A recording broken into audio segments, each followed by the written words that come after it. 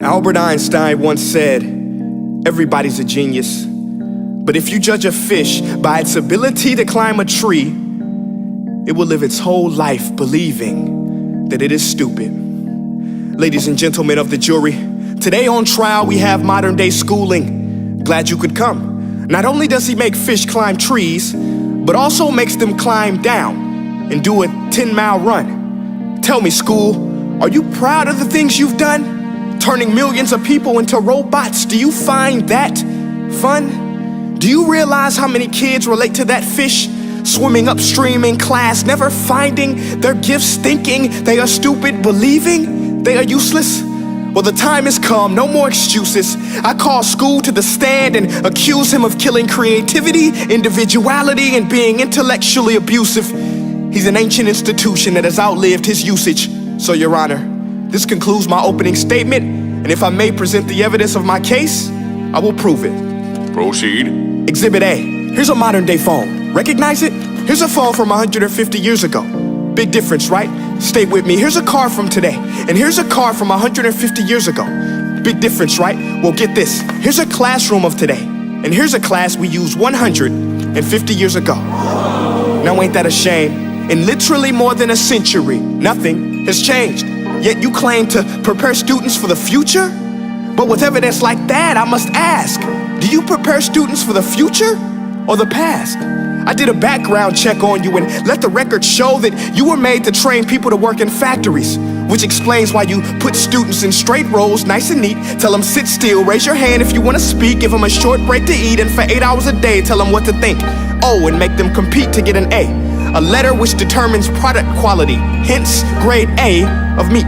I get it. Back then, times were different. We all have a past. I myself am no Gandhi. But today, we don't need to make robot zombies. The world has progressed. And now we need people who think creatively, innovatively, critically, independently, with the ability to connect. See, every scientist will tell you that no two brains are the same. And every parent with 2 or more children will confirm that claim. So please explain why you treat students like cookie cutter frames or snapback hats, giving them this one-size-fits-all crap. Watch your language. Sorry, Your Honor, but if a doctor prescribed the exact same medicine to all of his patients, the results will be tragic. So many people would get sick, yet when it comes to school, this is exactly what happens. This educational malpractice, where one teacher stands in front of 20 kids, each one having different strengths, different needs, different gifts, different dreams, and you teach the same thing the same way? That's horrific. Ladies and gentlemen, the defendant should not be acquitted. This may be one of the worst criminal offenses ever to be committed. And let's mention the way you treat your employees. Objection. Overruled. I want to hear this. It's a shame. I mean, teachers have the most important job on the planet, yet they're underpaid? No wonder so many students are short-changed. Let's be honest, teachers should earn just as much as doctors, because a doctor can do heart surgery and save the life of a kid, but a great teacher can reach the heart of that kid and allow him to truly live. See, teachers are heroes that often get blamed, but they're not the problem. They work in a system without many options or rights. Curriculums are created by policymakers, most of which have never taught a day in their life. Just obsessed with standardized tests. They think bubbling in a multiple choice question will determine success. That's outlandish. In fact, these tests are too cruel to be used and should be abandoned, but don't take my word for it.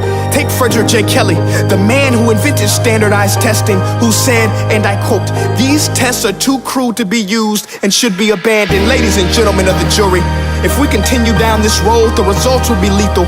I don't have much faith in school, but I do have faith in people.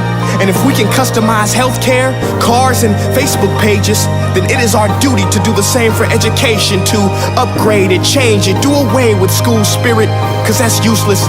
Unless we're working to bring the spirit out of each and every student, that should be our task. No more Common Core. Instead, let's reach the core of every heart in every class. Sure, math is important, but no more than art or dance. Let's give every gift an equal chance. I know this sounds like a dream, but countries like Finland are doing impressive things. They have shorter school days, teachers make a decent wage, homework is non-existent, and they focus on collaboration instead of competition. But here's the kicker, boys and girls. Their educational system outperforms every other country in the world. Other places like Singapore are succeeding rapidly. Schools like Montessori, programs like Khan Academy, there is no single solution. But let's get moving, because while students may be 20% of our population, they are 100% of our future. So let's attend to their dreams, and there's no telling what we can achieve. This is a world in which I believe, a world where fish are no longer forced to climb trees. I'll rest my case.